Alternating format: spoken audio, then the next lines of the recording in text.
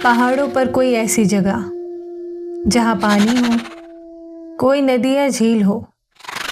ऐसी जगह कितना सुकून देती है ना, शांति का एहसास कराती है। लोग अक्सर अपनी छुट्टियों में ऐसी जगह जाना पसंद करते हैं जहाँ पर कुछ पल शांति के साथ बिताया जा सके। लेकिन ज़रा सोचिए, आप किसी सुंदर सी झील को देखने गए हुए हो और अचानक आपको वहाँ पर मछलियों की जगह इंसानी कंकाल तैरते हुए दिखे तो उस वक्त आपकी हालत क्या होगी? जाहिर सी बात है, ऐसा नज़ारा देखकर आप वहाँ से भागना चाहोगे। पर क्या सच में ऐसी कोई जगह है जहाँ ऐसा हो? आज की कहानी रूपकुंड झील की है, जहाँ बर्फ़ पिघलते ही आपको जो नज़ारा देखने को मिलता है उसे आपने सपनों में भी इमेजिन नहीं किया होगा। तो चलिए जानते हैं वहाँ का रहस्य। हमारा सफ़र तब शुरू होता है जब कॉलेज के दौरान गर्मियों की छुट्टियों में 10 दिन का ट्रिप प्लान करते हैं हम, जिसमें 12 स्टूडेंट्स थे और 2 हमारे टीचर्स। कुल मिलाकर 14 लोग थे हम।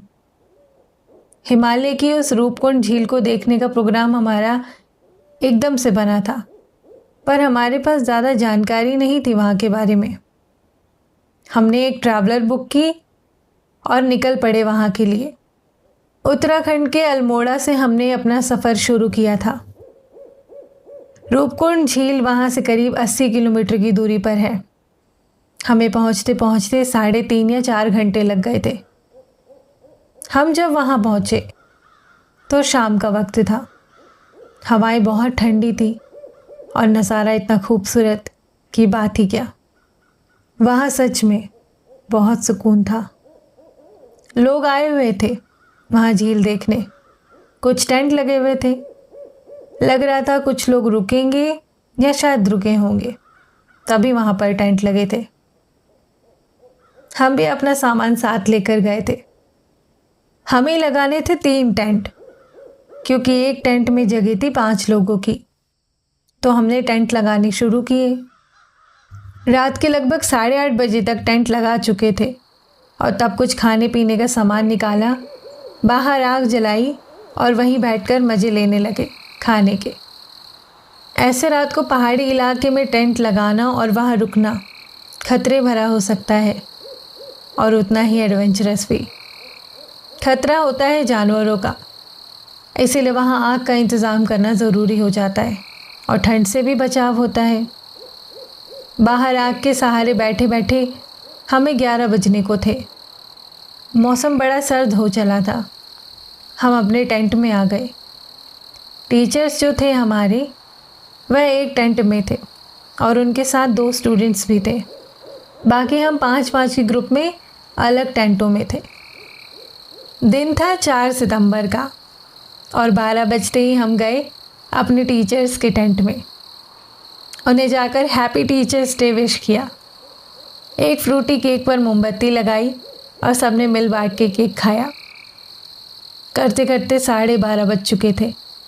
लगा कि अब सो जाना चाहिए, काफ़ी रात हो चुकी है। जब मैं अपने दोस्तों के साथ टेंट में जा रहा था तो झील के पास से कुछ आवाज़ आती है।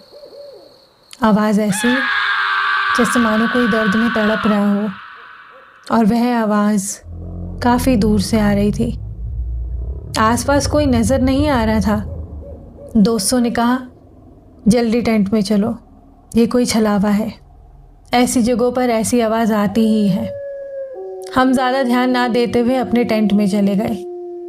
सोने की कोशिश कर ही रहे थे पर वह आवाज़ कानों में गूंज रही थी। नींद नहीं आ रही थी। करवट बदलते बदलते 2 से 3 बजने को थे। मैंने देखा तो सारे लोग सो रहे थे। उस वक्त मुझे बाहर से लकड़ियों के गिरने की आवाज़ आई। लगा शायद हवा की वजह से लकड़ियाँ गिर गई होंगी। वह लकड़ियाँ हमने आग जलाने के लिए इकट्ठा की थी। मैं आंखें बंद करके बस लेटा रहा, ध्यान नहीं दे रहा था। पर पता नहीं कैसे और क्यों मुझे वो आवाज़ अब परेशान करने लगी थी। ऐसा लग रहा था जैसे लकड़ियों को कोई सही से रख रहा हो या गिरा रहा हो। मैं बैठा, अपनी जैकेट पहनी जूते पहने और टॉर्च लेकर टेंट के बाहर निकला। आग हल्की हल्की अभी भी जल रही थी। लकड़ियों को देखा तो सही से रखी थी। मैंने कुछ लकड़ियाँ उठाई और वहाँ आग के ऊपर रख दी ताकि रात भर आग जलती रहे। जब मैं लकड़ियाँ रख रहा था तो मेरे पास आती है किसी के रोने की आवाज़। मैं आसपास देखता हूँ तो मुझे कोई नज़र नहीं आता और वह आवाज़ लगातार मुझे आ रही थी। मैं समझ नहीं पा रहा था कि कौन है।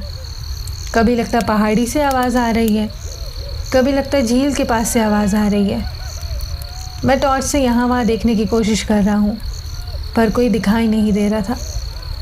ठंड ज़्यादा थी तो मैं भी वहीं आग के सहारे थोड़ी देर बैठ गया।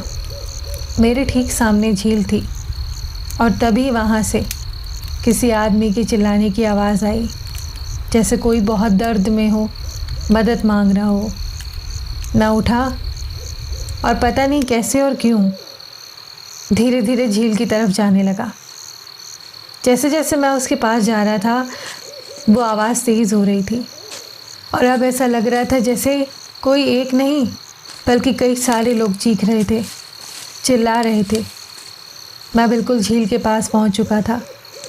वहाँ पर टॉर्च से देखने की कोशिश कर रहा था कि आवाज़ कहाँ से आ रही है और तब मुझे जो दिखता है वो मैं सारी उम्र नहीं भूल सकता।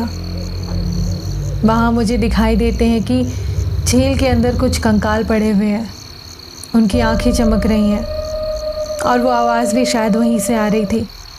ये देखकर मैं चिल्लाया और मेरे बाकी साथियों ने जब मेरी आवाज़ सुनी तो वो बाहर आ गए। मैं हिल तक नहीं पा रहा था, कांप रहा था। उन्होंने मुझे उठाया और टेंट तक लेकर आ गए। वहाँ आग के पास बिठाया क्योंकि उन्हें लगा शायद ठंड की वजह से मैं जम गया था। आग की गर्माहट से थोड़ा नॉर्मल होते ही उन्होंने पूछा, तू वहाँ क्या करने गया था? मैंने कहा कि कुछ आवाज़ आ रही थी, मुझे लगा कोई मदद मांग रहा है तो मुझसे रहा नहीं गया और मैं निकल पड़ा टॉर्च लेकर। वह आवाज़ झील से आ रही थी और वहाँ कुछ कंकाल भी पड़े हुए थे। तब तक मेरी आवाज़ सुनकर वहाँ और भी जो लोग थे वो भी आ चुके थे, बाकी टेंट वाले लोग। तब उनमें से किसी एक आदमी ने इस झील के बारे में बताया कि ये झील बहुत बड़ा रहस्य अपने अंदर छुपाई बैठी है। इसमें जो कंकाल देखे आपने वो एकदम सही बात है। इस झील में बहुत सारे कंकाल इंसानी कंकाल हैं जो सदियों से इसमें पड़े हुए हैं और कोई नहीं जानता कि कैसे हुआ, कब हुआ, क्या हुआ। ये सब बातें करते करते सुबह के 4:30 बजने को थे। तब वहाँ हल्की हल्की रोशनी हुई और थोड़ी देर इंतज़ार करने के बाद जब सूरज की पहली किरण वहाँ पड़ी तो बाकी लोगों ने भी उस झील के पास जाकर देखा, जिसे देखकर उनके रोंगटे खड़े हो गए। देखो तो वहाँ सच में कुछ कंकाल नज़र आ रहे थे और कंकाल वहाँ सैकड़ों की तादाद में थे।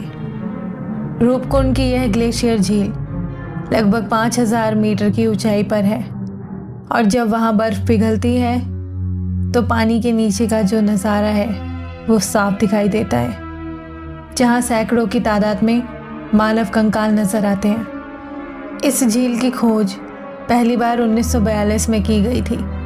इस झील के बारे में कई कहानियाँ हैं। इंटरनेट पे आपको बहुत सारा कंटेंट मिल जाएगा यहाँ के बारे में, लेकिन ये मेरा खुद का एक्सपीरियंस था और जिसके बाद मैं आपको कह सकता हूँ और कहना चाहता हूँ, रात के वक्त आपको उस जगह पर नहीं जाना चाहिए। ऐसा करना एक्साइटिंग तो हो सकता है लेकिन आपकी जान को भी खतरा हो सकता है। इस कंकाल झील के रहस्यों के बारे में कोई नहीं जानता कि कब हुआ, कैसे हुआ, लेकिन अगर आप वहाँ हैं और आपको कोई आवाज़ आती है तो शायद हो सकता है वो उन्हीं लोगों की आत्मा हो जो आपको बुला रही है, जिनके कंकाल उस झील में है। हमारी प्रकृति के कितने ही ऐसे राज हैं जो मानव जाति कभी नहीं समझ सकती, लेकिन अगर आप कुछ ऐसा करते हैं जो आपको नहीं करना चाहिए तो उसका अंजाम भी भुगतने के लिए तैयार रहना पड़ेगा आपको। वह जगह उनकी है और उस जगह से दूर रहना तुम। बाकी अपना ख्याल रखिए, जल्दी मिलते हैं।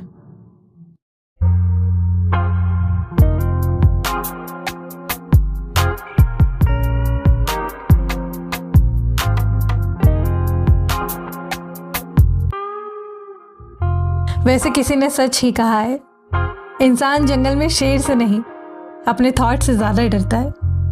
हाय, मैं हूँ JRD और द साइकिक स्क्रीन में हम एक्सप्लोर करते हैं कहानी के डीप साइकोलॉजिकल लेयर्स को। अभी आपने सुनी कंकालों की झील, और चलिए अब इसके परतों को समझते हैं। कुदरत की अपनी ही खूबसूरत अदा है। दिन में जो प्रकृति मुस्कुराती है, वही रात होते ही किसी खौफनाक के छुपे होने का एहसास भी कराती है। सुकून से डर तक का सफ़र सिर्फ एक सूरज ढलने तक का ही है। वही पत्ता, वही हवा, बस रोशनी चली गई और जाग गए हमारे मन के सभी डर, जो सिर्फ कुछ केमिकल रिएक्शन से ज़्यादा कुछ नहीं है। अब सवाल आता है कि वो आवाज़ें कहाँ से आ रही थी। तो जब हमारा सराउंडिंग्स अनफेमिलियर होता है और अंधेरा हो, तो डर अपने पीक पर होता है। ब्रेन पैराडोलिया करता है, मतलब हर रैंडम साउंड को किसी से रिलेटेड होने के सिग्नल के रूप में इंटरप्रेट करता है।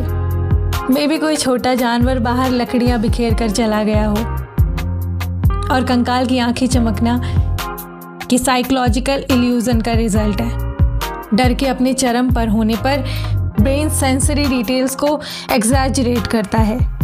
मे बी वो एक्चुअल रिफ्लेक्शंस भी हो सकती है पानी पर, लेकिन ब्रेन उसे सुपरनैचुरल प्रूफ बना देता है। बेसिकली फियर इमेजिनेशन को 4K HDR क्वालिटी में कन्वर्ट कर देता है।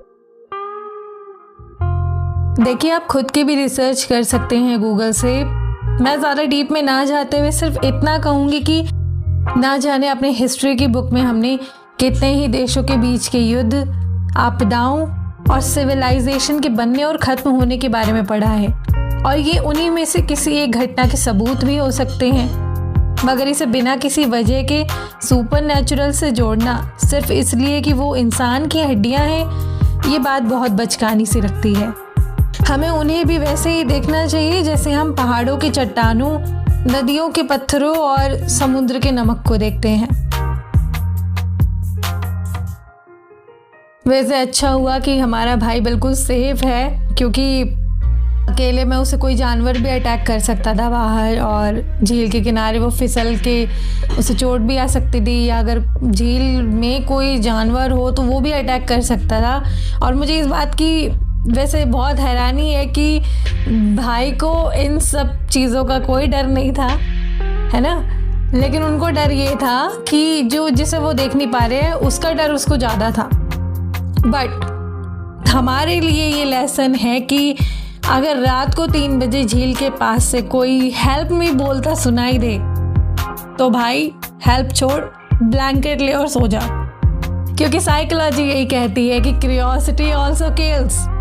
और हाँ, अगर कभी हिमालय जाओ तो नेचर का रिस्पेक्ट करना, वरना अगली बार कोई और स्टूडेंट कहानी लिख रहा होगा और स्केलेटन लिस्ट में आपका नंबर भी आ जाएगा। फिलहाल ये था हमारा कंकालों की झील का साइकोलॉजिकल एक्सप्लेनेशन। होप आपको पसंद आया हो। वीडियो अगर पसंद आती है तो लाइक शेयर ज़रूर करें। आपके क्या थॉट्स हैं वो भी हमें कमेंट में शेयर करें। आपको कौन सा पार्ट ज़्यादा अच्छा लगा वो भी बताएं, और हमारा कंटेंट अच्छा लगा हो तो सब्सक्राइब भी करें, बिकॉज हम और वीडियोस ऐसी लाते रहेंगे। हम डर को ऐसे ही डिकोड करते रहेंगे। Thank you so much for watching. मिलते हैं।